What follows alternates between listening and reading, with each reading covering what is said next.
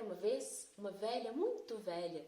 Ela era tão velha, mas tão velha, que ela quase nem existia mais. Um dia, já no fim da vida, ela chamou as filhas, as netas e disse: "Tá tudo bem. Vocês já sabem exatamente o lugar da floresta que eu me reúno quando eu preciso invocar o sagrado. Vocês já sabem exatamente como acender o fogo, já sabem exatamente como contar as histórias, já sabem exatamente quais músicas devem cantar, já conhecem os passos da dança.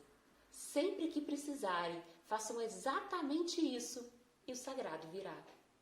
E o tempo passou, veio a primeira geração. E as pessoas se reuniram, acenderam fogo, cantaram, contaram suas histórias, dançaram e o sagrado veio. Quando chegou a segunda geração, elas não tinham muita certeza de onde deveriam se encontrar, mas mesmo assim se juntaram, acenderam aquele fogo imenso, cantaram, contaram as suas histórias e o sagrado veio. Chegou a terceira geração e aquela floresta imensa era agora um bosque.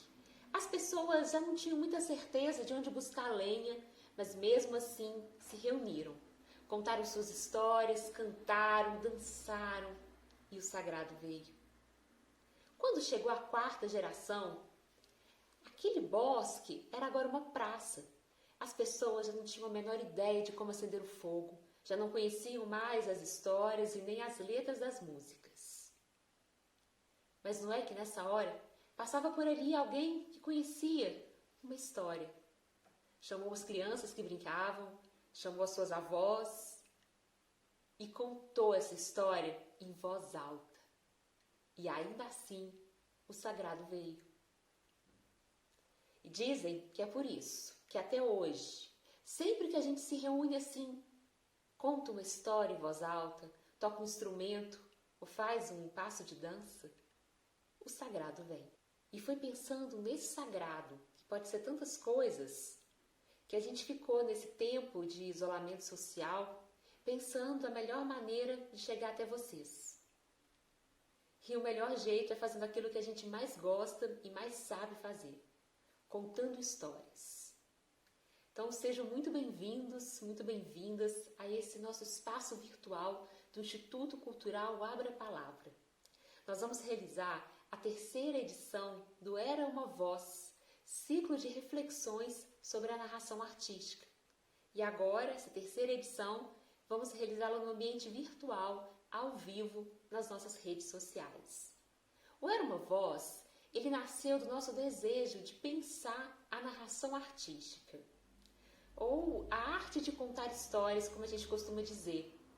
Quem somos nós, esses contadores de histórias urbanos?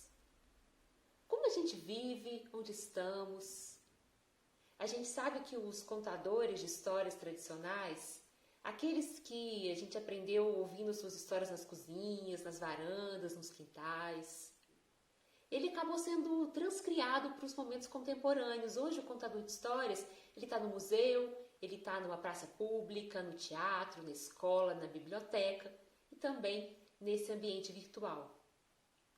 Como que os contadores de histórias, os atores, os músicos, os professores, os bibliotecários, os terapeutas, como que eles podem aprender com os contos de tradição oral e com as nossas ancestralidades? E trabalhar com essas histórias no dia a dia das suas profissões, da sua arte? Como que a narração de história, como é que ela está inserida nos processos educacionais? É um pouco sobre isso que a gente vai falar. Vão ser 3 encontros, cada um de 90 minutos, sendo que o primeiro deles, a gente vai pensar sobre o ofício do contador de histórias.